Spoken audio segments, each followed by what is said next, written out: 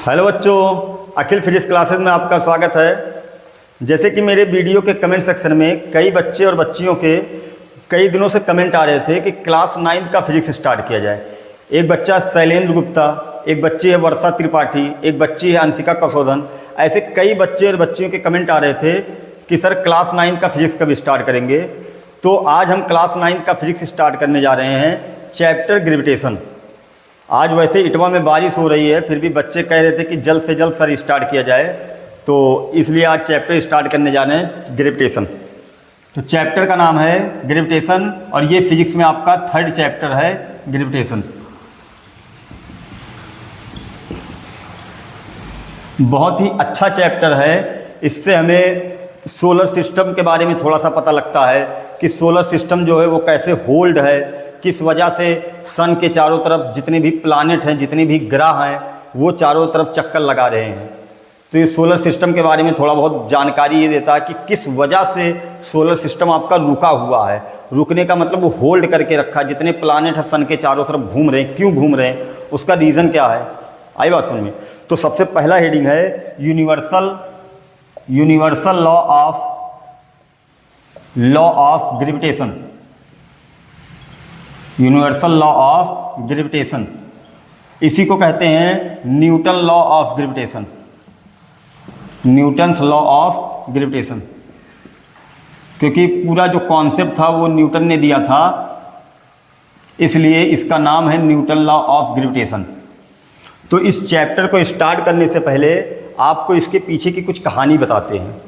देखो, जो सबसे पहले एक साइंटिस्ट थे टॉलमी, उन्होंने क्या किया था, ये बताया कि जो सन है वो घूम रहा है। और आप जानते हैं कि सन नहीं घूमता, कौन घूमता है, अर्थ घूमता है। लेकिन जब सबसे पहले कॉन्सेप्ट आया था, थ्योरी आई थी, तो यही बताया गया था कि जो सन है वो घूम रहा है, किसके चारों तरफ, अर्थ के चारों तरफ। टॉलमी ने क्या कहा था, जैसे आप जानते हो कि सन जो होता है वो कहाँ राइज होता है, ईस्ट में। ईस्ट में आपका उगता है सन, राइज होता है, और शाम होते होते कहाँ पहुँच जाता है, वेस्ट में पहुँच जाता है, पश्चिम में पहुँच जाता है, वेस्ट में। तो देख के यही तो लगेगा कि ये सन घूम रहा है, और ऐसा होता भी है। सन यहाँ पर होता है, सुबह होता है यहाँ पर, शाम को पहुँचते पहुँचते इधर पहुँच जाता है। तो टॉलमी ने क्या कॉन्सेप्ट दिया था, टॉलमी ने बताया कि जो सन है वो घूम रहा है। तो टॉलमी ने यही नहीं बताया कि सन घूम रहा है, टॉलमी ने बताया जितने भी ग्रह हैं, जितने भी प्लानेट हैं, सन है, स्टार हैं, सब के सब चारों तरफ चक्कर लगा रहे, किसके, अर्थ के। उन्होंने कहा था कि जो सन है या कोई प्लानेट है या कोई स्टार है, सब के सब अर्थ के चारों तरफ चक्कर लगा रहे हैं। और अर्थ जो है वो सेंटर पर है। अर्थ को उन्होंने रुका हुआ मान लिया था। उन्होंने कहा था अर्थ नहीं चल रहा, सन चल रहा है। सन चारों तरफ घूम रहा है, अर्थ रुका हुआ। प्लानेट चारों तरफ घूम रहा है, अर्थ रुका हुआ। अर्थ को सेंटर माना उन्होंने। तो इस थ्योरी का नाम दिया गया था जियोसेंट्रिक थ्योरी। जियो का मतलब होता अर्थ। आप देखते हो जियोग्राफी, तो ऐसे जियो का मतलब अर्थ से रिलेटेड है, तो यह है जियोसेंट्रिक थ्योरी। उसके बाद कई साइंटिस्ट आए, उन्होंने कहा ये गलत है, सन नहीं घूम रहा, अर्थ घूम रहा है। सन नहीं घूम रहा, अर्थ घूम रहा, और सन जो है वो रुका हुआ, और सन सेंटर पे माना उन्होंने। तो सबसे पहले इंडिया के एक साइंटिस्ट थे आर्यभट्ट। आर्यभट्ट ने क्या बताया कि जो सन है वो रुका हुआ है, सन सेंटर पर है। घूम कौन रहा है, घूम रहा है अर्थ।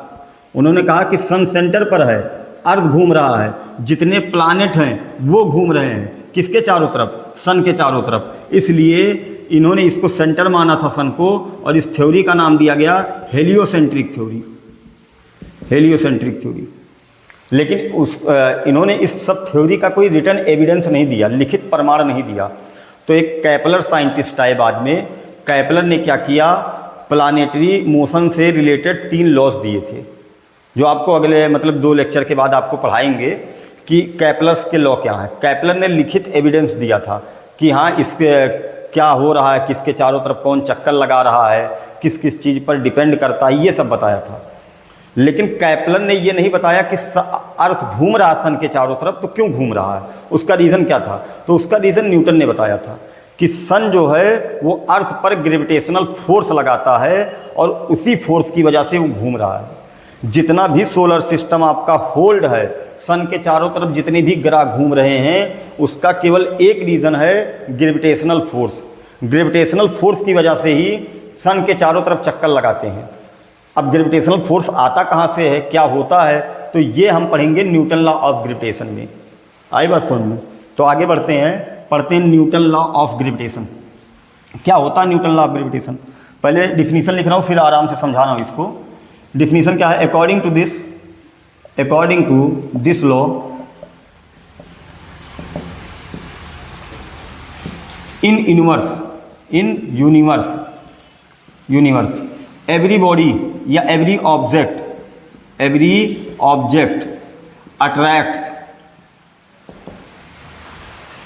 Attracts every object with a force is directly proportional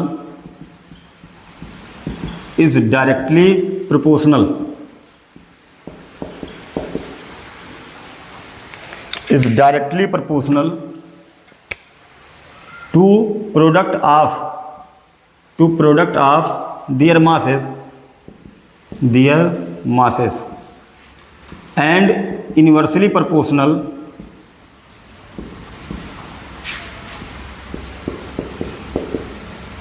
to the square of distance between them। तो क्या मतलब है इसका, आइए समझते हैं। जैसे मान लो एक ऑब्जेक्ट है, इसका मास है m1, एक दूसरा ऑब्जेक्ट है, इसका मास है m2। मास का मतलब उसका वजन, जैसे ये मान लो 1 kg का है, ये 2 kg का है। तो अगर दो ऑब्जेक्ट के पास मास होगा तो वे एक दूसरे पर फोर्स लगा सकते हैं। पूरे यूनिवर्स में जिन दो ऑब्जेक्ट के पास मास होगा वो एक दूसरे पर फोर्स लगा सकते हैं, और उस फोर्स को कहते हैं ग्रेविटेशनल फोर्स। ठीक है, उसका नाम दिया न्यूटन ने ग्रेविटेशनल फोर्स। ग्रेविटेशन का मतलब होता है भारी। ग्रेविटेशनल जो वर्ड बना है वो ग्रेविटी से बना है, और ग्रेविटी का मतलब होता है भारी। तो जिन वस्तु के पास मास होगा, वजन होगा, वे एक दूसरे पर फोर्स लगा सकते हैं। जैसे सन के पास मास है, अर्थ के पास मास है, तो सन जो होता है, अर्थ जो होता है वो सन के चारों तरफ घूमता है। क्यों घूमता है? रीज़न क्या? सन भारी है, अर्थ हल्का है। अगर सन हल्का होता, अर्थ भारी होता, समझ में आ रहा बात? अगर सन हल्का होता तो सन को घूमना पड़ता अर्थ के चारों तरफ। भारी होता है सन और हल्का होता अर्थ, इसलिए अर्थ को घूमना पड़ता है। आई बात समझ में? मान लो दो ऑब्जेक्ट हैं, इनके पास m1 और m2 है, इनके बीच का डिस्टेंस r है। तो क्या है definition? In universe every object attract with a force is directly proportional. मतलब क्या है? ये इस पर फोर्स लगाएगा और ये इस पर फोर्स लगाएगा, क्योंकि इसके पास मास है, इसके पास मास है। ब्रह्मांड में, यूनिवर्स में अगर दो ऑब्जेक्ट के पास मास होगा तो वो एक दूसरे पर फोर्स लगा सकते हैं। जैसे इसके पास मास है, इसके पास मास है, इन दोनों के पास मास है, ये दोनों एक दूसरे पर फोर्स हमेशा लगाते हैं। बस इस फोर्स की वैल्यू इतनी कम होती है, पता नहीं चलती है। आपको आगे समझाएंगे क्यों नहीं पता चलता है। तो ये है, इसके पास मास m1, इसके पास मास m2, इसके बीच का डिस्टेंस r। तो इनके बीच में लगने वाला जो फोर्स होगा वो डायरेक्टली प्रोपोर्शनल होगा प्रोडक्ट ऑफ देयर मासेस। मतलब इन दोनों मास का हम प्रोडक्ट कर देंगे, m1 into m2, product of their masses, और इनवर्सली प्रोपोर्शनल होगा r स्क्वायर। ये न्यूटन्स का कैलकुलेशन था पूरा, न्यूटन साहब का ये कैलकुलेशन था, तब उन्होंने ऐसा लिखा था। इसका मतलब क्या? इसका बहुत बड़ा मीनिंग है। मीनिंग समझा रहा हूँ आपको। जैसे मान लो जितना ज़्यादा दोनों का प्रोडक्ट होगा उतना ज़्यादा फोर्स लगेगा। अभी बाद में समझा दे रहा हूँ, पहले इसको सॉल्व करते हैं। तो ये F directly proportional product of their masses, मतलब जो फोर्स होगा उन दोनों मास के प्रोडक्ट के m1 इंटू m2 के डायरेक्टली प्रोपोर्शनल और इनवर्सली प्रोपोर्शनल होगा स्क्वायर ऑफ डिस्टेंस। जो उनके बीच का डिस्टेंस होगा उसके स्क्वायर के इनवर्सली प्रोपोर्शनल होगा। जब इन दोनों को हम मिलाएंगे तो क्या होगा? m1 m2 अपान r स्क्वायर, यहाँ से आएगा। आई बात समझ में? जब इन दोनों को मिलाएंगे तो देखना, ये न्यूमरेटर में है तो न्यूमरेटर में रहेगा, ये डिनोमिनेटर में है डिनोमिनेटर में रहेगा। तो F inversely proportional m1 m2 अपान r स्क्वायर। तो यहाँ से इसको हटा रहे हैं। अभी सबका एक एक मतलब समझा रहा हूँ, सबका क्या है मतलब। तो F, तो यहाँ से आएगा F directly proportional M1 upon R square. ठीक है, अब अलग अलग दोनों का हम मतलब समझते हैं। जो न्यूटन ने दोनों रिलेशन दिया था, पहला रिलेशन था F डायरेक्टली प्रोपोर्शनल M1 दूसरा रिलेशन दिया था F inversely proportional R square. तो उन दोनों का मतलब समझते हैं, उसके बाद आगे बढ़ते हैं फार्मूले के लिए। ठीक है, तो F डायरेक्टली प्रोपोर्शनल M1 इसका मतलब समझते क्या होता है। जैसे मान लो एक ऑब्जेक्ट है, इसका मास 2 kg है, ये दूसरे ऑब्जेक्ट से x डिस्टेंस पर रखा, इसका मास 3 kg है। तो मान लो यहाँ पर फोर्स लगा 20 न्यूटन। ठीक है, एक यहाँ पर ऑब्जेक्ट लिए, लेकिन इस ऑब्जेक्ट का मास इसके 3 टाइम्स कर दिए, 6 kg कर दिए, और यहाँ पर मास अभी भी वही रखे 3 kg, डिस्टेंस भी सेम रखे x। तो देखना यहाँ मास का प्रोडक्ट कितना है, यहाँ मास का प्रोडक्ट, पहले वाले में मास का प्रोडक्ट कितना है 2 × 3 6। यहाँ मास का प्रोडक्ट कितना है 6 × 3 18। तो पहले में मास का प्रोडक्ट 6 है, दूसरे में मास का प्रोडक्ट 18 है। इसका मतलब मास का जो प्रोडक्ट है वो 3 टाइम्स हो गया। डिस्टेंस वही है, अभी भी डिस्टेंस नहीं चेंज किया है, केवल मास का प्रोडक्ट चेंज किया। मास का प्रोडक्ट यहाँ 6 था, यहाँ मास का प्रोडक्ट कितना कर दिए 18, 3 टाइम्स हो गया। ये 6 3 जा 18। तो जो फोर्स होगा, ये इसका मतलब क्या इस रिलेशन का, कि अगर मास का प्रोडक्ट 3 टाइम्स करेंगे, जिस रेशियो में इसको चेंज करेंगे उसी रेशियो में ये भी चेंज होगा। अगर मास का प्रोडक्ट 3 टाइम्स करेंगे तो फोर्स भी 3 टाइम्स होगा। मास का प्रोडक्ट 2 टाइम्स करेंगे तो फोर्स भी 2 टाइम्स होगा। मास का प्रोडक्ट हाफ कर देंगे तो फोर्स भी कितना हो जाएगा, हाफ। आई बात समझ में। तो अगर मान लो यहाँ पर 20 न्यूटन का फोर्स लगा था, तो यहाँ पर मास का प्रोडक्ट 3 टाइम्स किया गया, तो यहाँ जो फोर्स होगा 3 टाइम्स हो जाएगा। मास का प्रोडक्ट 3 टाइम्स, फोर्स भी 3 टाइम्स, तो फोर्स हो जाएगा 60 न्यूटन। 20 का 3 टाइम्स कितना होगा 60 न्यूटन।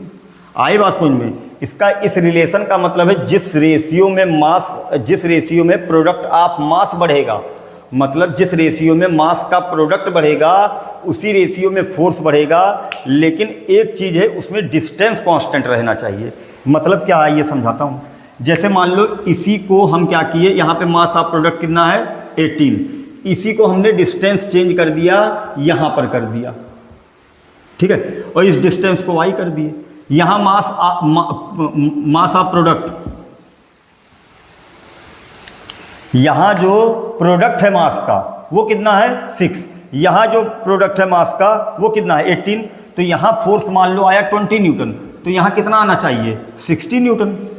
भाई यही तो बताया गया है, रिलेशन यही तो था न्यूटन का, कि अगर जो प्रोडक्ट है मास का उसको अगर जितने टाइम्स करेंगे फोर्स भी उतने टाइम्स होगा। लेकिन यहाँ देखना, यहाँ मास का जो प्रोडक्ट है वो 6 है, यहाँ मास का प्रोडक्ट है 18, तो 3 टाइम्स होना चाहिए था फोर्स। यहाँ 20 है तो यहाँ 60 होना चाहिए था। तो क्या 60 होगा या नहीं होगा? नहीं होगा। रीज़न क्या है? रीज़न ये है कि यहाँ पर डिस्टेंस बदल दिया गया, तो डिस्टेंस नहीं बदलना चाहिए। जब इसका रिलेशन देखेंगे तो डिस्टेंस को कांस्टेंट रखेंगे, तब ये रिलेशन देख पाएंगे। आई बात समझ में। डिस्टेंस को कांस्टेंट रखेंगे, तो जब ये रिलेशन देखते हैं तो आर को हम क्या करते हैं कांस्टेंट रखते हैं, आर ना बदले। मतलब फोर्स मास का प्रोडक्ट 3 टाइम्स किए थे, यहाँ पर फोर्स 3 टाइम्स हो गया था। वो कंडीशन तब आया था जब डिस्टेंस दोनों का क्या था, सेम। डिस्टेंस दोनों का सेम था, तब फोर्स 3 टाइम्स आया था। तो डिस्टेंस नहीं बदलेगा, तब मास का प्रोडक्ट जितने टाइम्स करेंगे उतने टाइम्स फोर्स होगा। आई बात समझ में। अब ये सेकंड वाला देखते हैं कि F inversely proportional R square, इसका क्या मतलब है, इसका क्या मतलब है। तो सेकंड क्या है, ठीक है, सेकंड है आपका, जैसे मान लो एक ऑब्जेक्ट है, इसका मास है 2 kg, दूसरा ऑब्जेक्ट है इसका मास है 3 kg, और ये मान लो आप रखें x डिस्टेंस पर, और इनके बीच में फोर्स लग रहा है 10 न्यूटन या 20 न्यूटन। इसको हम क्या कर दिए, डिस्टेंस को दुगना कर दिए, दोनों के बीच का डिस्टेंस 2 टाइम्स कर दिए, 2x कर दिए। तो डिस्टेंस बढ़ाएंगे तो फोर्स क्या होगा, घटेगा। जैसे चुंबक है, 2 चुंबक है, तो 2 चुंबक के बीच में अगर फोर्स हम 2 मैग्नेट को अगर पास में रखते हैं तो फोर्स ज़्यादा लगेगा, जैसे जैसे दूर रखते जाएंगे फोर्स घटेगा। तो डिस्टेंस 2 ऑब्जेक्ट के बीच में जितना बढ़ाएंगे उतना फोर्स कम होगा। तो यहाँ पर डिस्टेंस को 2 टाइम्स कर दिए, तो ये देखा गया कि अगर यहाँ 20 फोर्स लगा तो यहाँ फोर्स लगा 5 न्यूटन। तो अगर डिस्टेंस को दुगना करेंगे तो फोर्स दुगना नहीं, आधा नहीं होगा, आधे का आधा हो जाएगा। ये बात समझ भाई। सुनो, जैसे यहाँ पर 20 है तो यहाँ पर अगर डिस्टेंस को दुगना करे तो फोर्स 10 होना चाहिए था। अगर फोर्स 10 मिलता उनको, न्यूटन साहब को अगर फोर्स 10 मिलता तो वो क्या लिख देते, एफ इनवर्सली प्रोपोर्शनल आर, कि इसको दुगना करेंगे। भाई ये रिलेशन का मतलब क्या होता है, इनवर्सली प्रोपोर्शनल का मतलब क्या होता है कि अगर इसको बढ़ाएंगे तो ये घटेगा। इनवर्सली का मतलब ये होता है, देखो डायरेक्टली का क्या मतलब होता है, एफ डायरेक्टली प्रोपोर्शनल M1 ये न्यूमरेटर में है, ये भी न्यूमरेटर में, ये बढ़ेगा तो ये भी बढ़ेगा, जिस रेशियो में ये बढ़ेगा उसी रेशियो में बढ़ेगा। इनवर्सली का मतलब क्या होता है, अगर ये डिस्टेंस बढ़ाएंगे, उल्टा होता है रिलेशन, देखना एक न्यूमरेटर में एक डिनोमिनेटर में है, इसको बढ़ाएंगे तो ये घटेगा। आई बात समझ में? तो ये इनवर्सली का मतलब है। तो डिस्टेंस को बढ़ाएंगे तो फोर्स घट जाएगा, लेकिन फोर्स अगर डिस्टेंस को दुगना किए तो फोर्स आधा नहीं होगा। देखो इनवर्सली और डायरेक्टली का मतलब समझा रहा हूँ।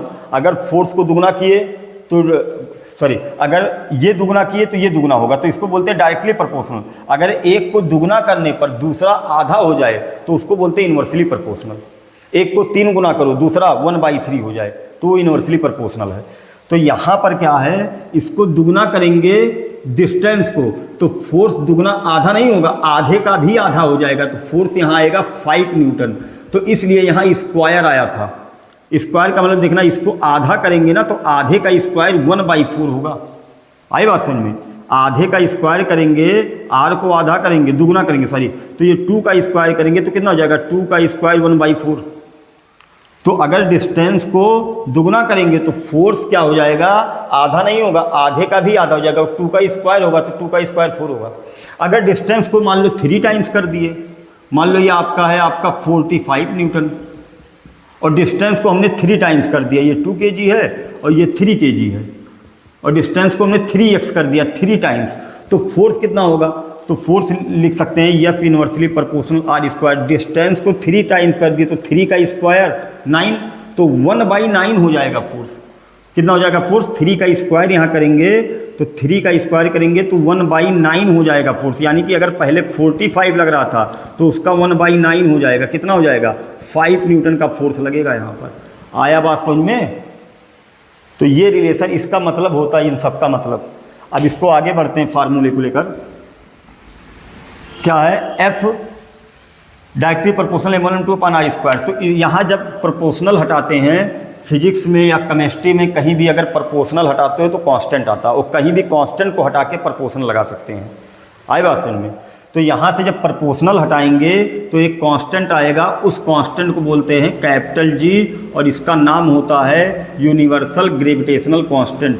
इसका नाम है universal gravitational constant, gravitation constant या ग्रेविटेशनल कांस्टेंट इसका नाम होता है। ठीक है, इसकी वैल्यू होती है, जी की value 6.67 10⁻⁻11 newton metre square upon kg square. Unit हम आपको सिखा देंगे कैसे यूनिट लिखे हैं। इसकी वैल्यू होती है 6.67 10⁻11 newton metre square upon kg square. G की वैल्यू पूरे ब्रह्मांड में आप कहीं भी चले जाएंगे वो नहीं बदलेगी, इसलिए इसका नाम है यूनिवर्सल। यूनिवर्सल का मतलब पूरे ब्रह्मांड में आप कहीं जाओगे, देखो स्मॉल जी एक होता है, आगे आपको पढ़ाया जाएगा लेक्चर में। स्मॉल जी की वैल्यू होती है 9.81, लेकिन वो केवल अर्थ सरफेस पे होती है। जैसे जैसे ऊपर बढ़ते जाएंगे जी की वैल्यू घटती जाएगी। चंद्रमा पर पहुंच जाएंगे जी की वैल्यू g/6 हो जाएगी। तो जी की वैल्यू बदलती है, इसलिए उसका नाम यूनिवर्सल नहीं है, लेकिन इसकी वैल्यू कभी नहीं बदलेगी। चाहे आप अर्थ और सन के बीच में ग्रेविटेशनल फोर्स का फार्मूला लगाओगे तब भी जी की वैल्यू नहीं बदलने वाली, इसलिए इसको बोलते हैं यूनिवर्सल ग्रेविटेशनल कांस्टेंट। इसकी वैल्यू होती है 6.67 10⁻11 newton metre square upon kg square. Unit कहाँ से आया है मैं आपको समझा दे रहा हूँ। ठीक है, तो यूनिट कैसे लिखेंगे देखना। फार्मूला क्या होता है, F = G(m1m2/r²। यूनिट याद नहीं करना, नहीं याद कर पाओगे, याद करोगे भूल जाओगे। इससे बढ़िया तरीका आपको कि इसको समझ लो। तो देखना, इसको हम देखो मैथ में क्या करते हैं, जिसकी वैल्यू निकालनी होती है उसको एक साइड में कर लेते हैं, बाकी सबको एक साइड में कर लेते हैं। तो हमें जी का यूनिट निकालना है, तो तो जी का यूनिट कैसे निकाले, जी को एक साइड करेंगे, बाकी सब एक साइड, तो ये आर स्क्वायर इधर चला जाएगा, तो क्या हो जाएगा एफ इंटू आर स्क्वायर, और ये मल्टीप्लाई में है, ये चला आएगा डिवाइड में, इधर लेके चले आएंगे इसको, तो ये क्या हो जाएगा m1 m2 is equal to जी। अब देखो ये इक्वल लगा है बीच में, तो जो यूनिट इसका होगा वही यूनिट इसका होगा। भाई यूनिट को फार्मूले से निकालते, तो इसका यूनिट आप लिखते चले जाओ, इधर का यूनिट बराबर होगा। तो इसका यूनिट कैसे निकाले, जी फोर्स का यूनिट न्यूटन, आर का यूनिट, आर है डिस्टेंस का यूनिट मीटर, अपान इसकी वैल्यू केजी, इसका यूनिट केजी, इसका भी यूनिट, ये भी मास है ये भी मास है केजी, ये डिस्टेंस है दोनों के बीच, तो डिस्टेंस का यूनिट मीटर लेते हैं, एसआई यूनिट मीटर होता है, इसका यूनिट न्यूटन होगा, तो newton metre square upon kg into kg करेंगे तो आएगा newton metre square upon kg का स्क्वायर, तो ये इसका यूनिट है। आया समझ में यूनिट निकालने का तरीका। तो बेटा ये तो डायरेक्ट पता होना चाहिए, लेकिन ऐसे कैसे निकला ये भी पता होना चाहिए। तो फार्मूला होगा आपका, दो ऑब्जेक्ट अगर रखे हों किसी डिस्टेंस पर, दो ऑब्जेक्ट जिनके मास m1 m2 हो, उनके बीच का डिस्टेंस हो r हो, तो उनके बीच लगने वाले फोर्स का क्या है, फार्मूला है। आया समझ में इतना।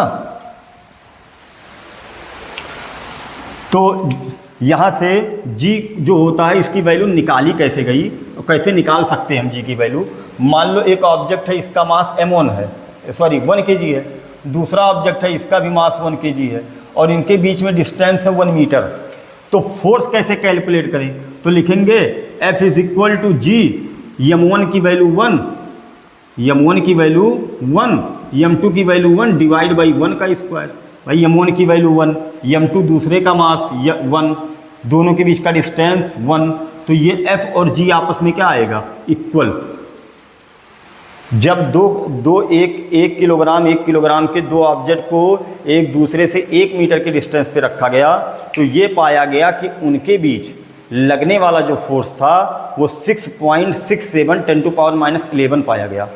जैसे मान लो एक ऑब्जेक्ट है, इसका मास 1 kg, इसका मास 1 kg, इसके बीच का डिस्टेंस 1 मीटर, तो इनके बीच में लगने वाला जो फोर्स था वो पाया गया 6.67 10⁻11। तो जी की भी वैल्यू कितनी हो जाएगी, इतनी ही हो जाएगी, इसलिए जी की वैल्यू आई 6.67 10⁻11। तो हम लिख सकते हैं जी के बारे में क्या लिख सकते हैं देखना। तो जी का हम डिफिनीशन दे सकते हैं, the value of G is numerically equal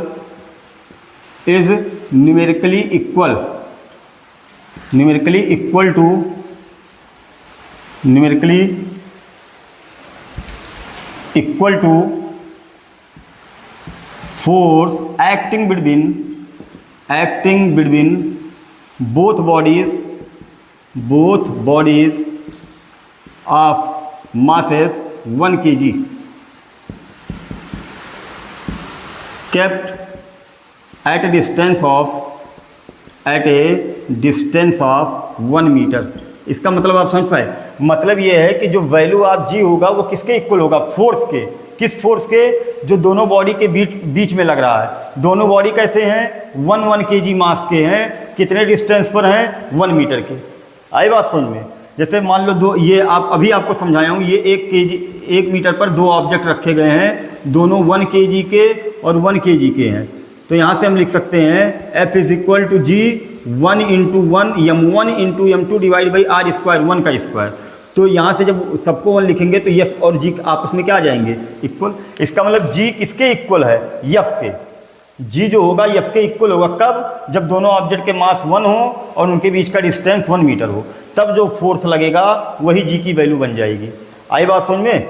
तो ये था सब आपका न्यूटन्स लॉ ऑफ ग्रेविटेशन। आगे इसमें बढ़ते हैं कुछ।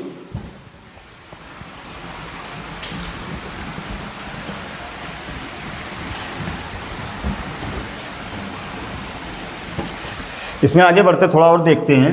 जैसे दो ऑब्जेक्ट है, ये m1 और ये m2, ठीक है। इनके बीच में ये r डिस्टेंस पर है, तो ये एक दूसरे पर फोर्स लगाते हैं। देखो ये वाला भी इस पर फोर्स लगाएगा, सिंगल फोर्स नहीं लगता। ये वाला ऑब्जेक्ट इस पर फोर्स लगाएगा और ये वाला ऑब्जेक्ट इस पर फोर्स लगाएगा, दोनों एक दूसरे पर फोर्स लगाते हैं। ऐसा नहीं होगा कि एक ही ऑब्जेक्ट एक पर फोर्स लगाएगा, दोनों एक दूसरे पर फोर्स लगाते हैं। तो ग्रेविटेशनल फोर्स जो आता है वो एक्शन और रिएक्शन पे होता है। एक्शन और रिएक्शन पेयर में होता है। मतलब क्या है, जैसे मान लो ये ऑब्जेक्ट है, ये इस पर फोर्स लगाया, और जो ग्रेविटेशनल फोर्स होता है, gravitational force is attractive in nature. मतलब वो अट्रैक्टिव होता है। अट्रैक्टिव का मतलब ये वाला इस ऑब्जेक्ट को इधर खींचेगा, M2 को, तो M2 वाला इसको किधर खींचेगा, इधर खींचेगा। तो हम इसको लिख सकते हैं F12। F12 का मतलब क्या है, 1 पर फोर्स किसने लगाया, 2 ने लगाया, फोर्स ऑन 1/2। इसको क्या लिख सकते हैं, F21 फोर्स ऑन 2/1। F21 का मतलब, अब देखना ये इसका डायरेक्शन अपोजिट होता है। ये इस पर फोर्स लगाएगा, ये इस पर फोर्स लगाएगा। जैसे मान लो एक ऑब्जेक्ट है 2 kg मास का और एक ऑब्जेक्ट है 10 kg मास का, तो कोई कहे इस ये वाला 2 kg वाला इस पर फोर्स लगाया, मान लो 15 न्यूटन, तो ये वाला भी इस पर फोर्स लगाएगा और सेम फोर्स लगाता है। ये बात याद रखना। इससे मतलब नहीं होता किसका मास ज़्यादा किसका मास कम है, फोर्स दोनों सेम लगाएंगे, एक्शन रिएक्शन सेम होता है, अपोजिट होता है। तो जितना फोर्स ये वाला इस पर लगाएगा उतना फोर्स ये इस पर लगाएगा। ये नहीं मैटर करेगा कि किसका मास ज़्यादा किसका मास कम है। आए बात समझ में। फोर्स का जो रेशियो होता है वो 1:1 होता है। तो और आगे बढ़ते हैं इसमें। तो यहाँ पर F12 और F21 दोनों अट्रैक्टिव होते हैं। अट्रैक्टिव का मतलब ये वाला इसको इधर खींचेगा, ये वाला इसको इधर खींचेगा, दोनों एक दूसरे को अट्रैक्ट करेंगे। तो कितना होगा, F12 बराबर F21 ऐसे लिख सकते हैं। दोनों आपस में क्या होंगे, इक्वल होंगे। जितना ये होगा, अगर ये 10 न्यूटन है तो ये भी 10 न्यूटन का होगा। इससे नहीं मैटर होगा कि इसका मास ज़्यादा या इसका मास ज़्यादा, मास किसी का कम हो किसी का ज़्यादा हो, फोर्स दोनों का सेम लगेगा।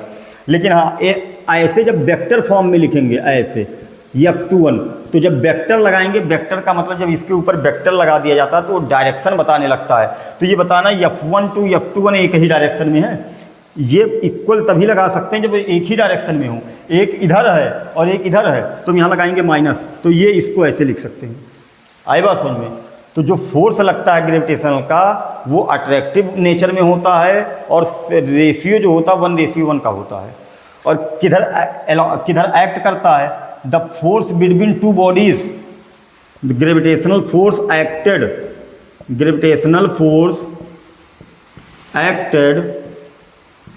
along the line joining to center of mass of both bodies। मतलब क्या समझा रहा हूँ इसका, जो ग्रेविटेशनल फोर्स होगा उसका डायरेक्शन कैसे निकालेंगे। जैसे मान लो एक मास m1 है, एक मास ऐसे m2 है, तो इन दोनों का सेंटर ऑफ मास मिला देंगे, उसी लाइन में फोर्स लगेगा। आया समझ में, उसी लाइन में फोर्स लगेगा। फोर्स इधर उधर नहीं होगा, उसी लाइन में होगा। जैसे देखना, ये इन दोनों को मिलाने वाला जो लाइन होगा उसी लाइन में फोर्स रहेगा। अट्रैक्टिव होगा नेचर में, और gravitational force acted along the line joining two centre of mass of both bodies. आया समझ में, इतना ये समझ में आया कि नहीं। ये दोनों का मैग्नीट्यूड सेम होगा, चाहे ये जितना हो चाहे इसका मास जितना हो, उससे नहीं मतलब है, दोनों का मैग्नीट्यूड सेम होगा। तो ये और ये आपस में बराबर होंगे। इसका मतलब क्या है, फोर्स ऑन 1/2। इसका मतलब क्या, फोर्स ऑन 2/1। समझ में आया। माइनस क्यों लगाए यहाँ पर, जिस डायरेक्शन देखना F12 इधर है तो F21 इधर है, तो अपोजिट डायरेक्शन में दोनों, एक इधर एक इधर। इसलिए अगर हम डायरेक्शन के साथ लिखेंगे, वेक्टर लगा के लिखेंगे, तो यहाँ माइनस लगाना पड़ेगा। अगर दो वेक्टर अपोजिट डायरेक्शन में होते हैं तो जब बीच में इक्वल लगाएंगे तो माइनस लगाना पड़ेगा। एक ही डायरेक्शन में होते तब प्लस लगाते। आई बात समझ में। तो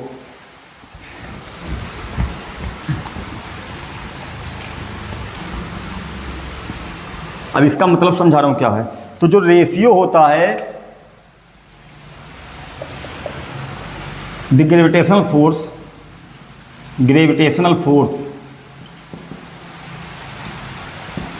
acting in action reaction pair